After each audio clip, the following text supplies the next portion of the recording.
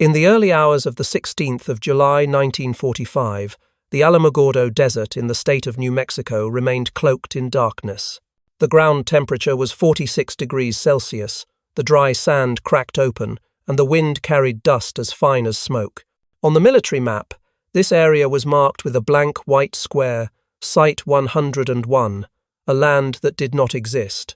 In the night, shadowy figures moved silently among metal towers and tangled wires, steam from trucks turning into silver streaks under dim lights. In the distance, the mountain Jornada del Muerto, Journey of the Dead, loomed like a silent prophecy. Inside an olive-colored command truck, Major General Leslie R. Groves sat upright, eyes fixed on the clock. He had built the Pentagon in 16 months, signed thousands of construction contracts, but no project had ever made him hold his breath like this one. In front of him stood a 30-meter metal tower, topped with a round steel casing weighing 6 tons, containing what the report called a special energy device. No one dared call it by its real name. According to U.S. Army Center of Military History 1985, there were more than 425 people within a 16-kilometer radius, all ordered to bow their heads when the light flashed. The engineering team wore welding goggles and lead gloves. The air was thick with the smell of ozone and engine oil. An officer recorded in his journal, "It felt like waiting for a new sun to rise, only this one might not let us live to see it." At Los Alamos, more than 130,000 people had worked on the project over the past 3 years without knowing what they were helping to build. An engineer at Oak Ridge recalled, "We were enriching uranium, but no one ever said for what. We thought it was for fuel." Meanwhile, Groves sat still, hand gripping the radio. To him, this was not just the first test of a nuclear weapon, but the final trial of silence. 5:29 a.m., a streak of light tore across the sky. The burst of flame shone 10 times brighter than the sun, visible from 250 miles away, and the shockwave shook truck windows within a 50-mile radius. The soldier monitoring the pressure gauge murmured, "It's gone. Everything is gone." Groves didn't reply. He wrote a single line in his notebook. Yield, approximately 21 kilotons TNT. In the 15 minutes following the explosion, he ordered the release of a false press statement. An ammunition magazine exploded at the Alamogordo base, causing no significant casualties. According to the archived record from the U.S. War Department Press Division, July 1945, the announcement had been prepared in advance since May, printed in 4 backup copies, and distributed through the internal telegraph channel. While the sky still burned red in the west, radio stations in New Mexico remained completely silent. A witness later recounted, "We felt the ground lift like a wave. When the light hit us, it went through our bones." In the command center, a hanging light bulb swung slightly, its reflection glinting on Groves's face, cold, dry, and still as stone. In that moment, he knew the $2.2 billion 3-year project had succeeded. But the world still knew nothing. Outside the perimeter fence, a few farmers saw the sun rising in the west. One wrote in his journal, "It was like God testing his flashlight." No explanation was given. Military trucks appeared, clearing the site, collecting shards of green glass into sealed iron boxes. In central Washington, a telegram sent straight to the War Department office contained just 2 words. It worked. And in that silence, the world changed. As the dust settled, a mushroom cloud over 12 kilometers high stood still in the desert. The ground had grown so hot that the sand melted into trinitite, a pale green glass formed at 10 million degrees Celsius, evidence of the moment humanity touched the power of the Sunday. There were no cheers, no handshakes, only a breathless silence. Groves looked through the truck window, where light still reflected off the glass. He said nothing. According to the test commander's debrief, the 16th of July 1945, the general left the site without looking back. Behind him, the technical officers remained motionless, their eyes still adjusting from the flash. One wrote in his memoir, "For a moment, time lost its order. We didn't know if we had won or if we had ended something bigger than war." As the vehicle drove out of the test zone, the radio played an old song, static mixing with the signal. Groves turned it off. He placed the notebook on his lap, then looked out the window. Outside, the real sun was beginning to rise, dimmer, weaker, smaller than the one he had just seen. In that light, a question rose like the final trail of smoke in the desert sky.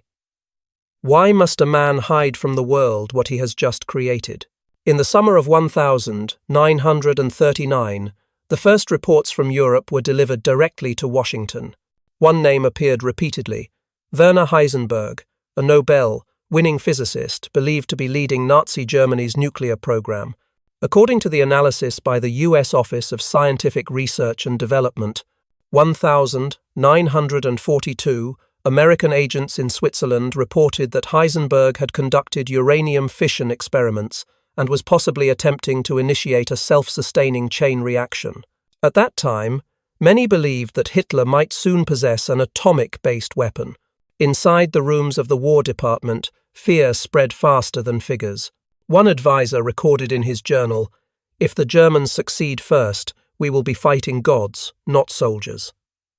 That sentence summed up the mood in America before entering the race. In 1939, the U.S. nuclear energy research budget was less than $6,000, and scientists had to borrow lab equipment from universities. According to the U.S. Atomic Energy Report 1946, the U.S. Army still considered nuclear physics to be purely theoretical, not yet viable for military application.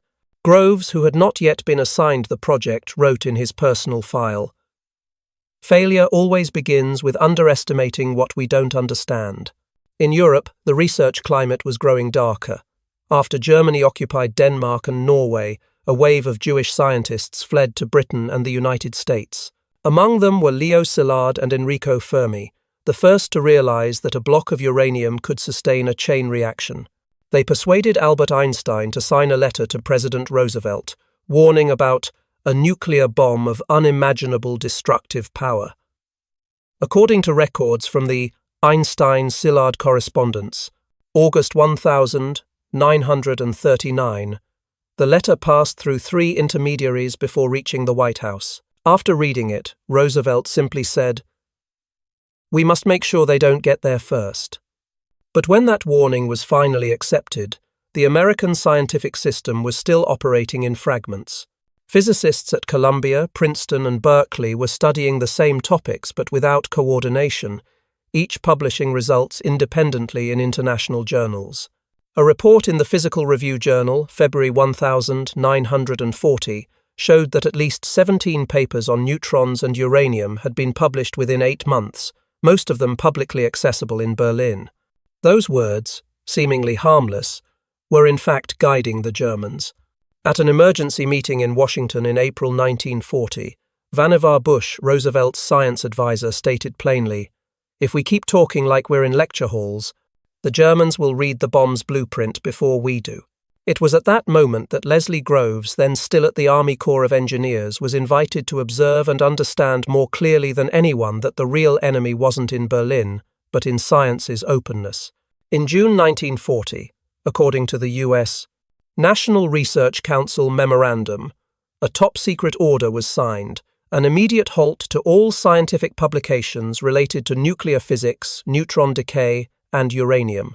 That was the first turning point that turned science into military strategy. Research institutes were placed under surveillance, correspondence was censored, and all international communication had to pass through Army intelligence.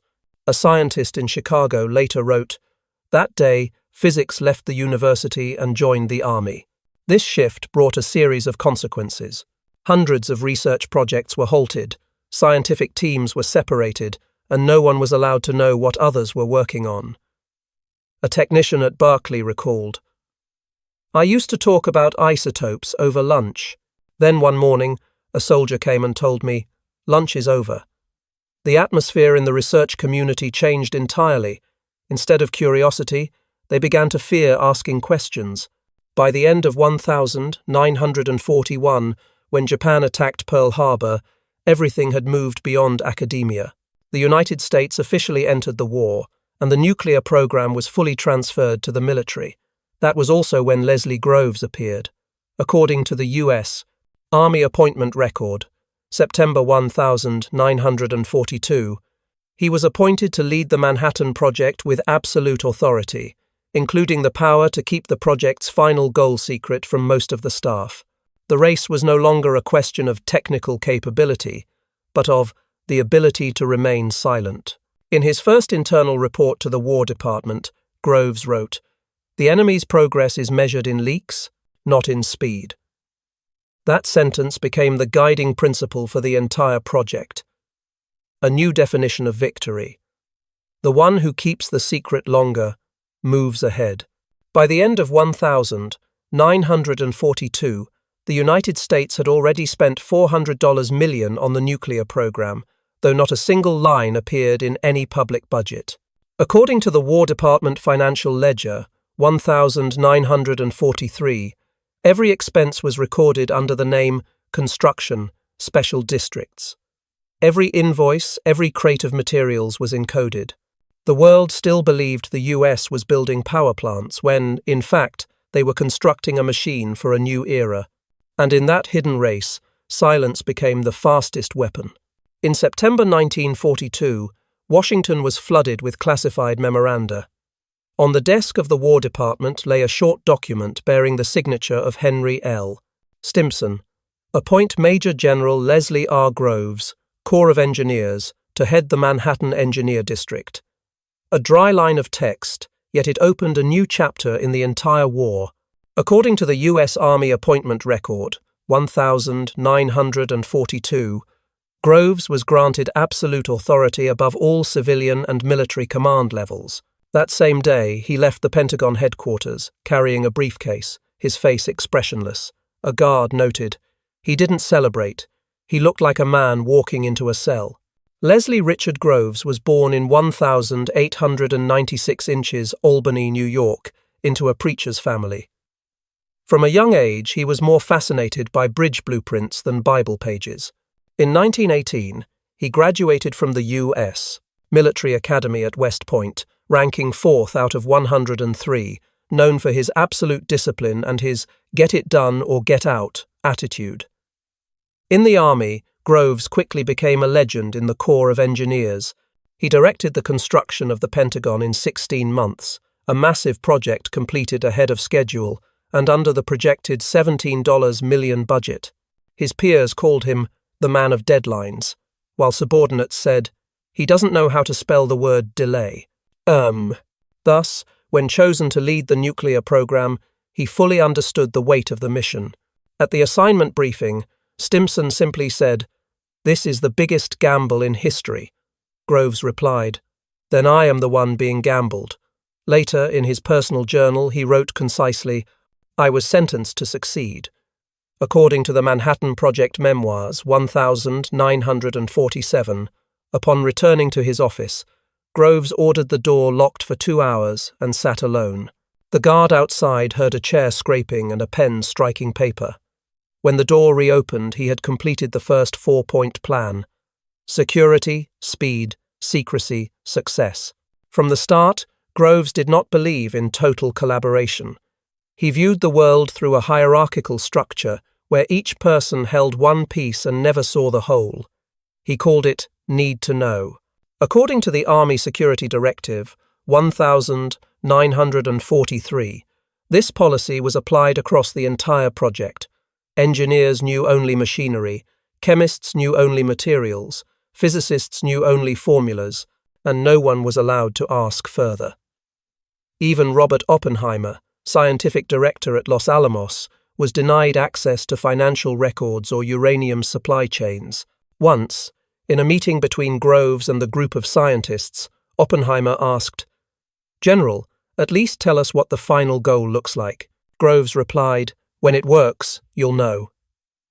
The room fell silent. A technical staff member recalled, "It wasn't a discussion, it was a command." That was his leadership style. No room for speculation. Only orders and results. Groves was not a likable man. He was cold, almost mechanical.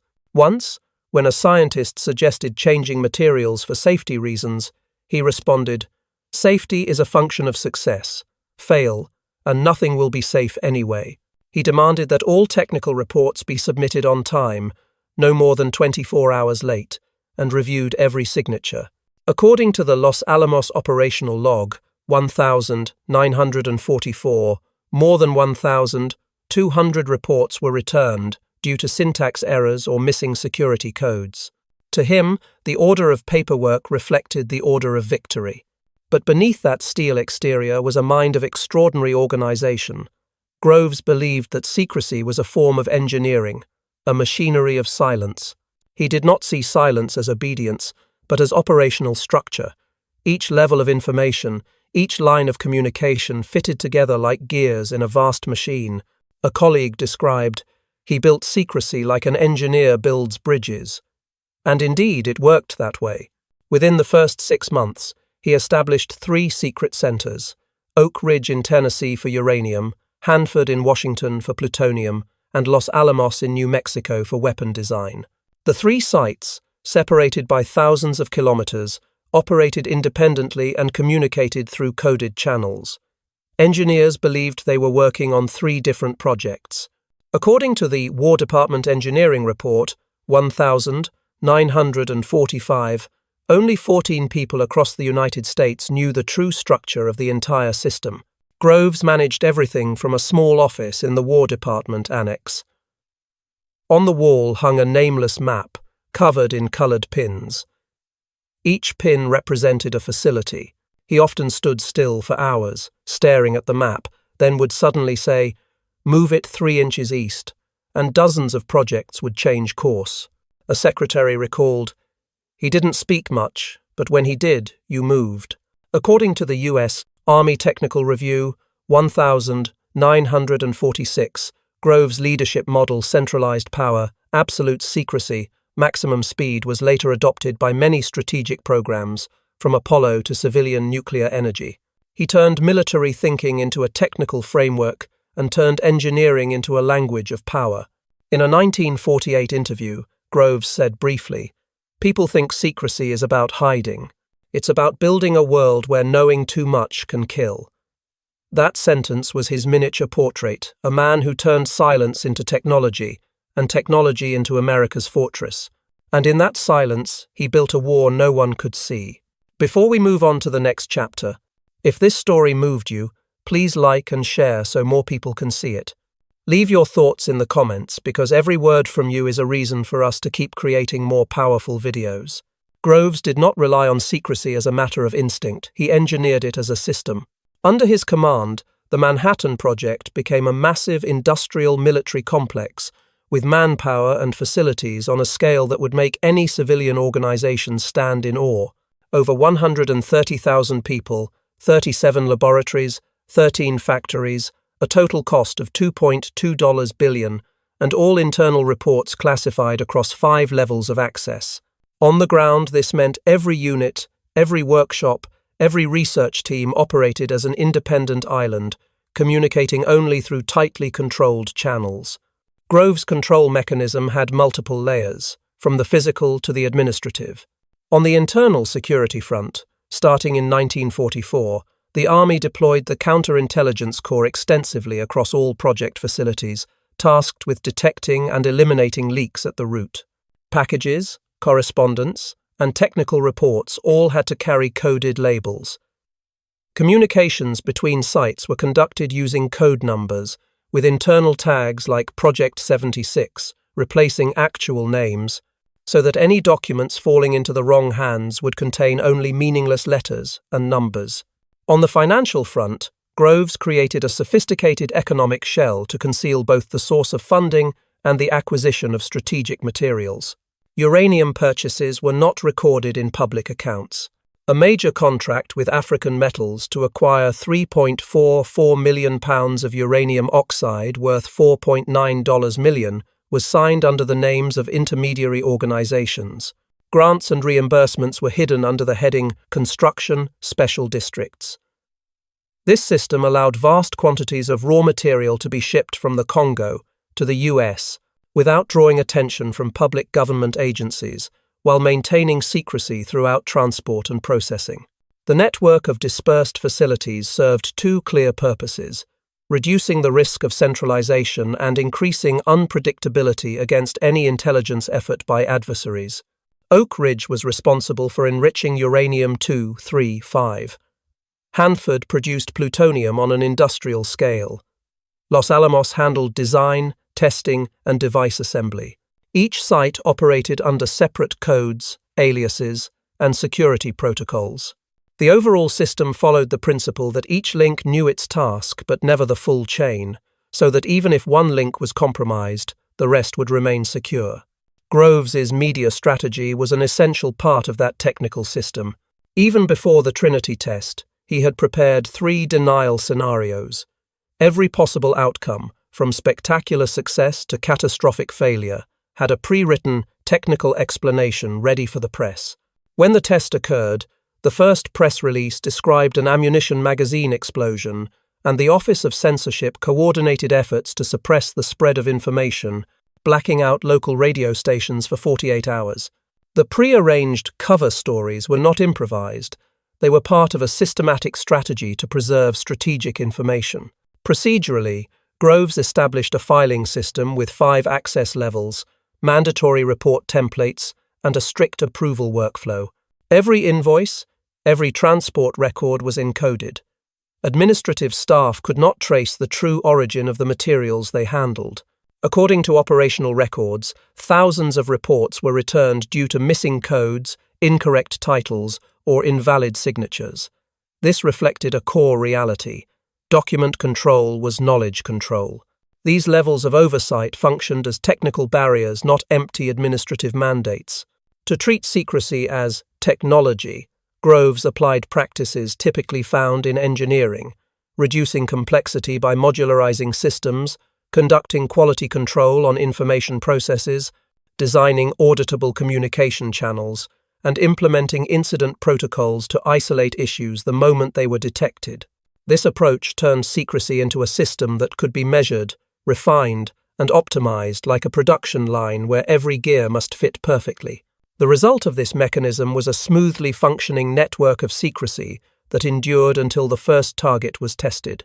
Fragmented units, document encryption, economic cover systems, the CIC force, and media strategy combined into an invisible weapon by making information the most tightly guarded asset in the entire chain. Groves proved that in the industrial age, secrecy could be designed, operated, and manufactured like any other technology. And in that machinery of silence, the project became unassailable. In the early hours of the 16th of July 1945, the Jornada del Muerto desert was still enveloped in silence. Wind swept through the high electric towers, carrying the scent of metal and ozone. At the top of a 30-meter test tower, the gadget device was mounted inside a spherical steel casing, weighing 4.6 tons, containing a plutonium core produced at Hanford.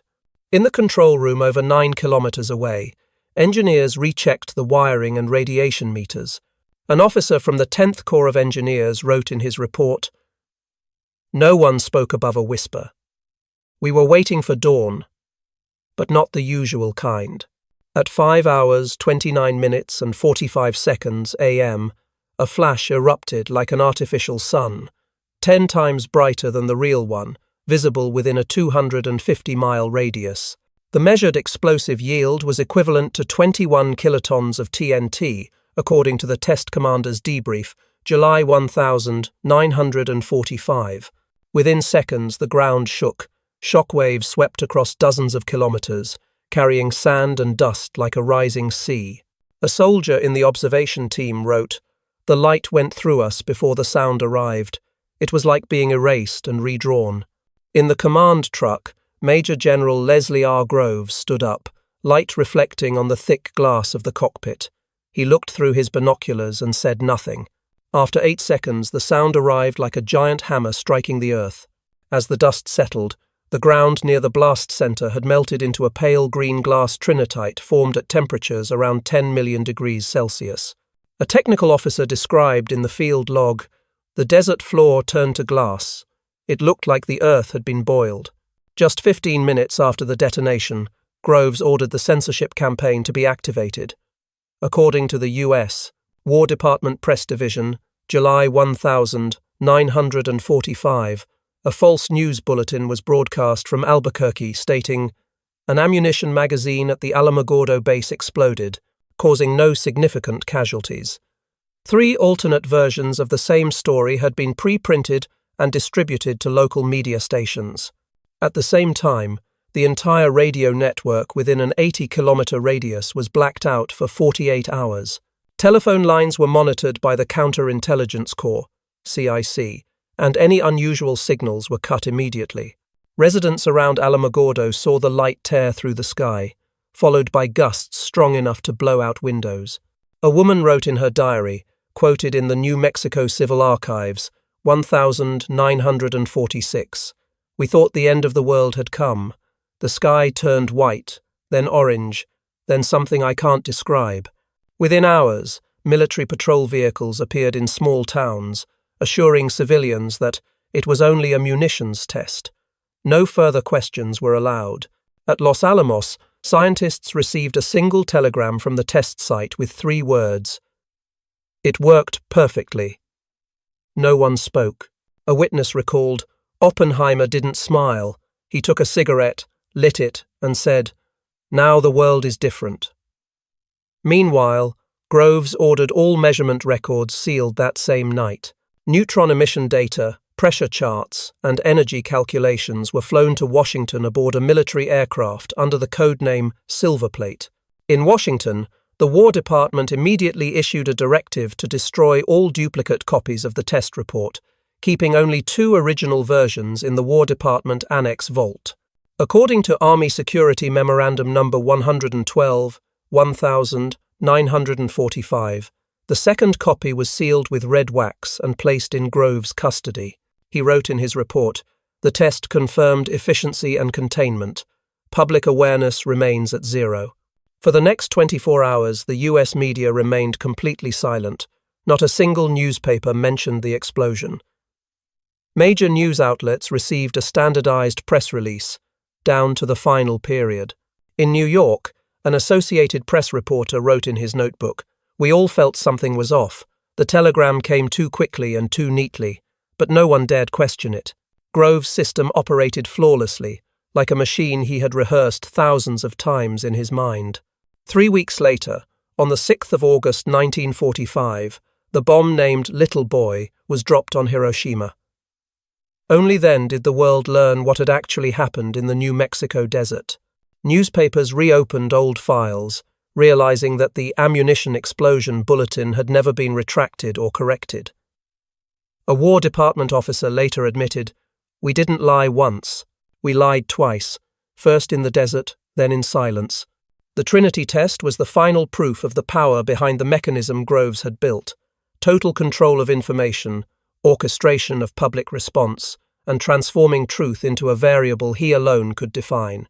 According to the U.S. Army Technical Review, 1946, there was not a single recorded leak about the explosion before the Hiroshima attack, and the entire security system achieved 0 compromise.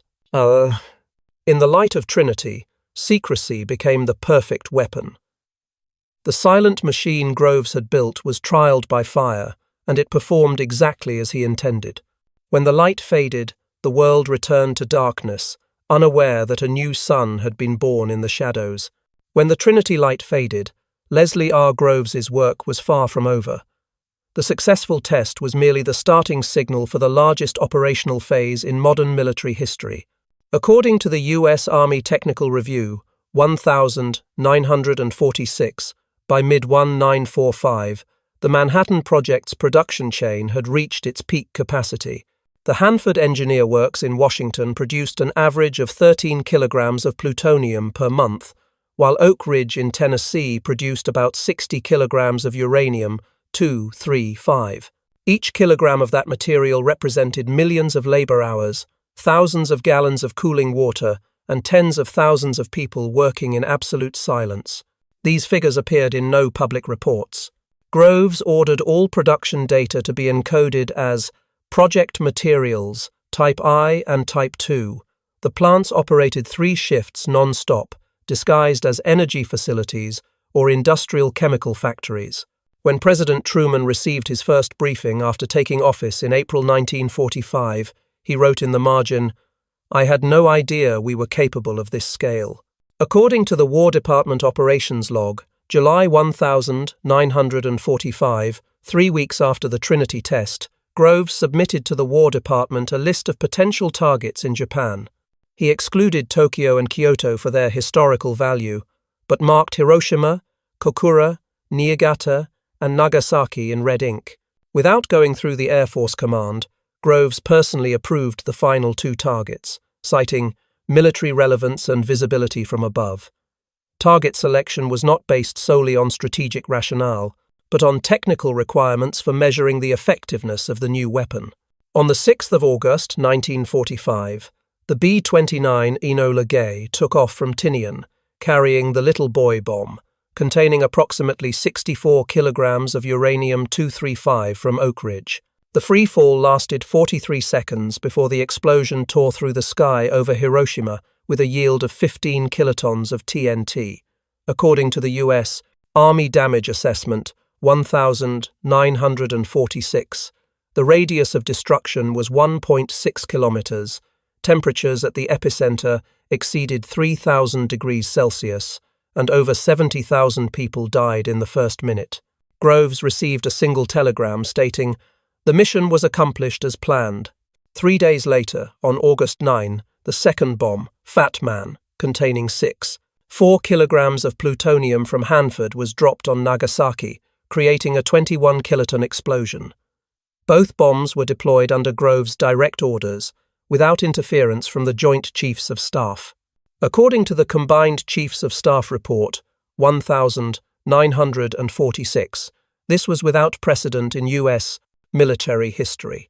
An engineering general coordinating the entire process of using a strategic weapon from production to delivery to target annihilation. During that entire period, the term atomic bomb was banned from all correspondence and press releases. The censorship order remained in effect until the 12th of August 1945, when the War Department published the first official report by Professor Henry D. Smith, titled A General Account of the Development of Methods of Using Atomic Energy for Military Purposes. In that report, the phrase atomic bomb appeared only twice, and all technical details were replaced with vague descriptions. According to the Office of Censorship Bulletin, August 1945, this was considered one of the most tightly controlled media campaigns in U.S. history. Victory came faster than expected.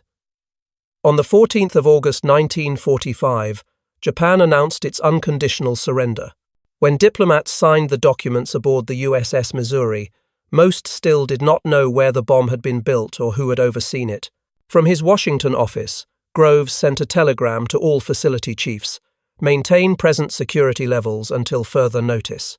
He understood that the war might be over, but the secret was not. According to the U.S. Army Intelligence Summary 1946, the time advantage the U.S. gained over Germany was estimated at 18 months, a gap wide enough to ensure absolute superiority as the war entered its final phase. While Germany was still struggling with a prototype reactor in Haigerloch, the U.S. already possessed 2 fully developed weapons, ready for deployment. Both Europe and Japan collapsed under the weight of what they could not understand in time. The story was not only one of battlefield victory, but also the birth of a new strategic era. Power no longer resided in the size of armies or the number of warships, but in the ability to control information, energy, and belief. Groves had demonstrated that the power of the 20th century was not what appeared on a map, but what was hidden behind steel doors. According to the Manhattan Engineer District Final Report 1947, the entire project was dissolved in December 1946, transferred to the U.S. Atomic Energy Commission. In just 3 years, Groves had overseen the construction of 370 auxiliary facilities, mobilized over 500,000 tons of materials, and turned a theoretical physics concept into military reality. It was an achievement that bore no name, but carried the mark of a philosophy: Victory comes from what others cannot see. The secret he built changed war, and at the same time, changed how humanity understood victory. In the new world, speed was no longer measured in kilometers or hours, but in the ability to stay silent. And in that silence, the war was won before anyone knew it had begun. In September 1945, just 3 weeks after Japan's surrender, Leslie R. Groves stepped onto a podium in a small auditorium in Washington. Yellow lights cast across his face, still bearing the familiar hardened expression. The press expected words of victory, but the engineering general did not speak of Hiroshima or Nagasaki, nor of the atomic bomb. He said only one sentence: "We won because we kept the secret, not because we built it faster." A short, decisive line, echoing in a silent hall. That was how he closed the war, not in glory, but in the acknowledgement that silence was the strategic weapon of the century. According to the U.S. Army debriefing transcript, 1946, Groves left the room without taking any questions. He walked into the hallway, where portraits of victorious generals in Europe and the Pacific lined the wall, and paused before the last empty frame. A young reporter stepped forward and asked, "Sir, when will Americans know the full truth about this project?" Groves replied tersely, "When they're ready to take responsibility for it." Meanwhile, in Los Alamos, Robert Oppenheimer, the man who had stood beside him at Trinity, faced an investigation by the Atomic Energy Commission. During the hearing, he quoted a line from the Bhagavad Gita, "Now I am become death, the destroyer of worlds." In the courtroom, neon lights reflected off his gaunt face, while Groves sat behind him, saying nothing. According to the U.S. Atomic Energy Commission hearing record, 1954, the general showed no reaction to the statement. In his mind, everything followed a formula: energy, output, efficiency. A colleague recalled, "He didn't see guilt or glory, he saw calculation." When Oppenheimer was stripped of his security clearance, Groves wrote in a private letter to Secretary Stimson, "He was brilliant, but he believed too much in conversation. In war, silence wins." That sentence distilled his philosophy. Knowledge is a weapon, and the strongest weapon must be controlled. But at the same time, the very system he had built with iron discipline and steel walls of secrecy had begun to produce its successors, new secret projects, new races he could no longer command. In 1946, when the Manhattan Project was officially dissolved, the U.S. Congress established the Atomic Energy Commission, inheriting all facilities, personnel, and technical assets. The organizational model of the Manhattan District, centralized authority, integration of science, industry, and military, became the blueprint for future programs. NASA, the Department of Energy, DARPA all carried Groves's structural legacy. According to the Department of Energy Historical Profile, 1977, the hierarchical structure of Manhattan still influenced energy and space initiatives for the next half-century. But at the same time, another race had begun. In August 1949, the Soviet Union successfully tested its first atomic bomb at Semipalatinsk. According to the U.S. Atomic Intelligence Report, 1950, the design bore traces of data leaked during the war. When this news reached Washington, Groves had retired, living in Virginia. A reporter sought him out and asked what he thought about the Soviets catching up. He simply replied, "Secrets don't last forever, but they last long enough to change who wins first." Oh, that line expressed an immeasurable truth. Winning through secrecy always carries a cost. The Manhattan Project had opened the atomic age, but also the age of fear. The engineers who had once built the plants at Oak Ridge and Hanford now watched their work become a symbol of destruction. One operations worker recalled, "We thought we were building a future. Then we realized the future we built needed fences." Groves spent his final years teaching and writing memoirs. In Now It Can Be Told, 1962, he admitted that at times he wondered whether he had gone too far in controlling information. "If knowledge is power," he wrote, "then too much power demands its own prison." It was one of the rare moments he spoke of emotion, yet still framed as an equation. He viewed secrecy as a formula, where every human variable was replaced by absolute compliance. In Groves's legacy, two parallel worlds exist.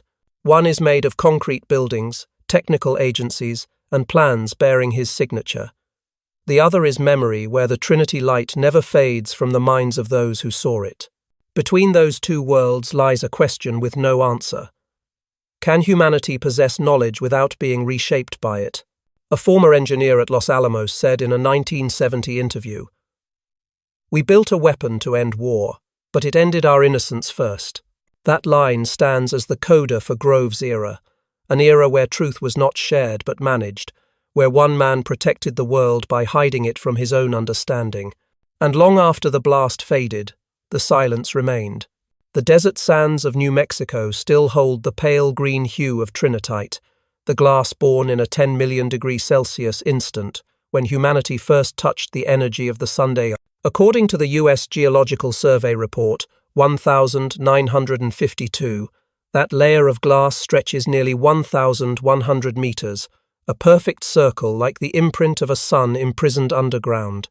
It is the silent witness of the Manhattan Project, where human intellect broke all technical limits and where moral boundaries were pushed to their edge. From a historical perspective, the Manhattan Project was an answer to a question posed by war. How fast can humans turn the impossible into reality? In less than 36 months, Leslie RS-12, Groves and his team transformed a physics theory into a usable weapon, mobilized over 130,000 personnel, operated 37 laboratories and 13 plants, for $2.2 billion, a speed no industrial system in history has ever replicated. But behind that achievement lies a paradox. Speed can outrun ethics, and victory can arrive too quickly for humanity to comprehend its cost. The light of Trinity was thus not just a scientific milestone, but a double symbol, the triumph of intellect and a warning about uncontrollable power. According to the U.S. Atomic Energy Commission Bulletin 1946, after the war ended, over 90% of nuclear defense research was redirected to civilian energy applications. That same year, humanity began learning to use the light once born for killing, turning it into electricity, into medical technology, into dreams of space exploration. But where it was born, the desert remains empty. The wind still carries the burnt metal scent, a reminder that knowledge is never entirely innocent. A witness returning to Trinity in 1965 recalled, "It was silent, but the air still remembered." That sentence captures the essence of the atomic age, glorious victory, echoing in silence. Humanity unlocked a new kind of power, and at the same time had to learn to live with the fear that such power might one day turn back and consume its creator. Groves once wrote, "We built a weapon to prevent war. I hope it remains unused." But that hope, like the light he created, could not be contained once born. Today's world still lives in the shadow of that secret. Energy networks, weapons programs, surveillance satellites all trace their origins to the structure Groves created, a system driven by the fusion of science, industry, and total control. We are the inheritors of a philosophy, that security is bought with silence, and that progress is sometimes built on things no one dares to speak of. Perhaps that is the deepest lesson of the Manhattan Project, that human intellect can surpass any technical barrier, but must never forget the question, what do we use this power for? Impossible is only a temporary limit, but morality is the one thing that must remain intact. For once it is breached, light no longer illuminates, it burns. And if this story has made you believe in courage, in precision, in survival, in brilliance, consider leaving a follow and sharing your thoughts, because the memory of those who shaped this era deserves to be remembered not as myth, but as a reminder of human limits when standing before boundless power. A single click might be how we preserve the memory of the day humanity chose to hide its own Sunday.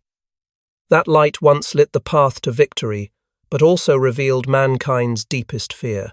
And in that space between the two, we learned one thing. Sometimes the greatest power lies not in what we create, but in the choice to hide it. May stories like this never be forgotten. And your like, however small, can be a way for us to preserve the memory of those who lived, who fought, and who silently carried the full weight of history.